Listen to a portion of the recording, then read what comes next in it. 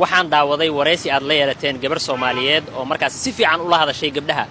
runtii anigana waxaan rabaa marka inaan la hadlo ragga ninkaaga haddaad ka dambaysid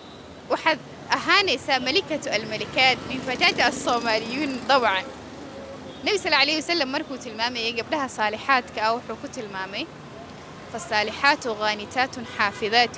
للغيب بما حفظ الله نينكاغا oo aad ka dambaysid ama amarkiisa aad qaadatay duli laguma noqdo ninkaaga aad ka dambaysid ama amarkiisa aad maqlaysid karaamadaada kuma seegaysid dumarku waxay ka soo dhambalmeen ragga ay ka soo dhambalmeen in loo dhimriyo xaasko kale wax la siiyo wax lagu bixiyo maadaama dadka qaar waxay yiraahdaan ninka markaas xaaskiisa ku dadaala daanyeero kale ayaa la yiraahdaa saxna ma ahan in markaasi midii xuno aragnana inaan qabanno oo si dhimrin leh oo aan wax u sheegno nabiga wuxuu sallallahu alayhi wasallam rifqan bil qawarir waxdaha markaasi dhalooyinka loo dhimray wuxuu ku sheegay inay yihiin dhalooyin dhaladu ileen markaasi hore ay ka jabaysaa